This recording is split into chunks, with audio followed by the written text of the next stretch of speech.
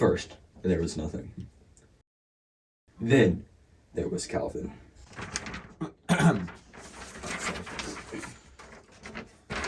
In the beginning, God created the heavens and the earth. Yahweh, the mighty God, creates the universe from nothing. With speech, life begins where there was once chaos. Day 1, day and night. Day 2, sky. Day 3, land and plants. Day 4, sun, moon, stars. Day 5, all the animals in the sky and water. Day 6, animals on land and the creation of... Moi. God made a place that was perfect, the Garden of Eden, for Adam and Eve to live, unashamed. Adam and Eve lived with God in harmony. They wanted nothing. Here, I bet you want this. That looks good. Here, Adam, have some. What did you do? Okay, so there was this woman, right? Well, there was a snake, right? Well, you gotta leave. But remember, redemption and all that stuff. Things got worse until finally. No one made it out though, so we're all good. God decided that he needed to choose someone from whom he could save all humanity. I will make your descendants as numerous as the stars in the sky. This is my covenant with you. Abraham had a son, Isaac, who in turn had a son named Jacob, later known as Israel, and who in turn had 12 sons. Reuben, Simeon, Levi, Naphtali, Issachar, Asher, Dan, Zebulon, Gad, Benjamin, Judah, and Joseph! Joseph had a coat, an amazing Technicolor dream coat, if you will. He was sent to Egypt.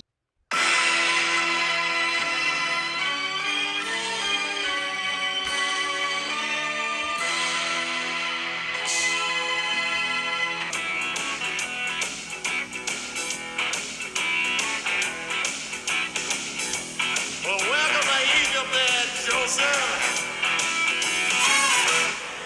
Well, I was wandering along the banks of the river. And then God was able to use him to save his family from famine.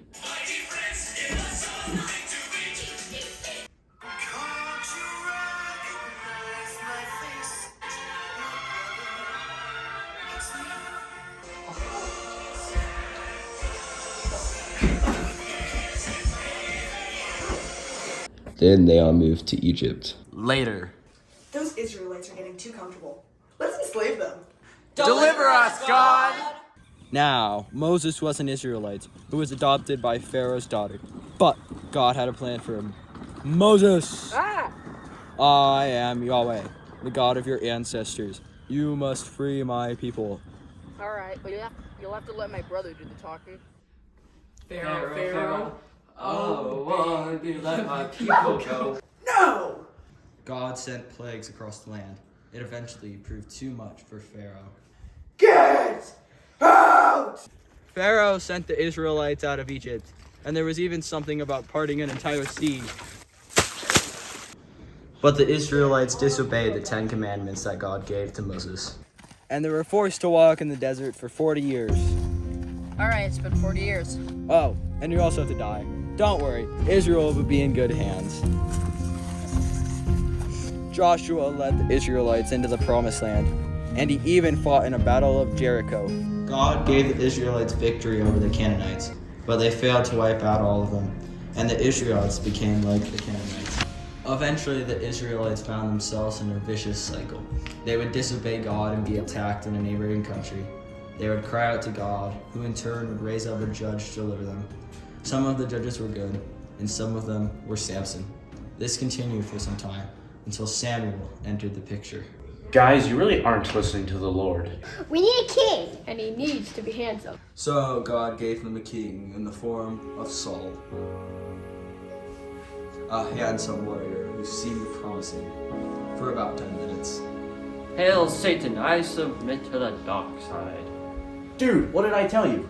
Perfection is the enemy of perfectly adequate. We're gonna have to get a new king, I'm sorry. Alright.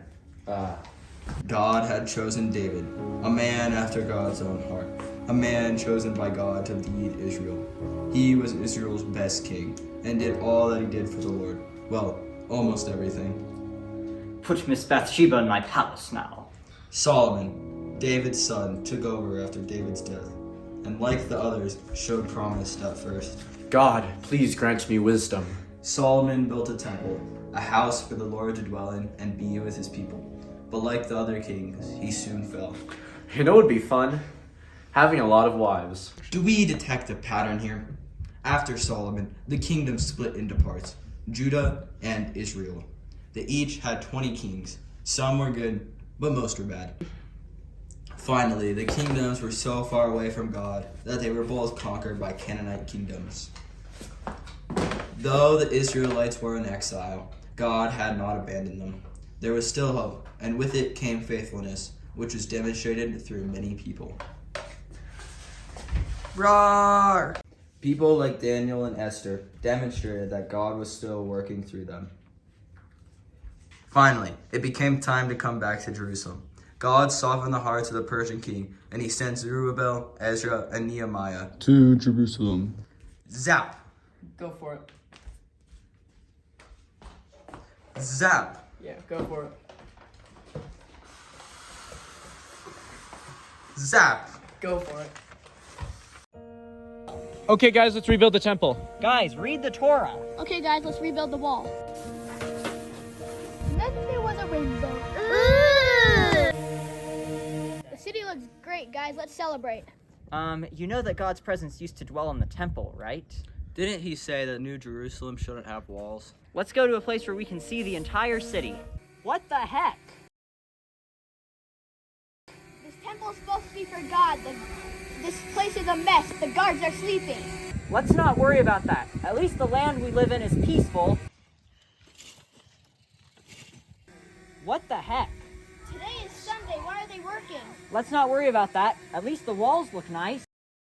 Hit your eye, Heart! Jerusalem starts here! What the heck? The wall's supposed to be for God. Why are people Sabbath and selling? Well, we tried. Needless to say, the New Jerusalem was nowhere near what it was supposed to be. After this, Israel entered a period of silence, where God did not speak to them or send new prophets for 400 years. The people of this time were conquered by the Greeks and eventually the Romans, waiting for the prophesied Messiah to come. And this is where the Old Testament ends. The end. Jesus Christ, Jesus Christ, who are your most glorious sacrifice?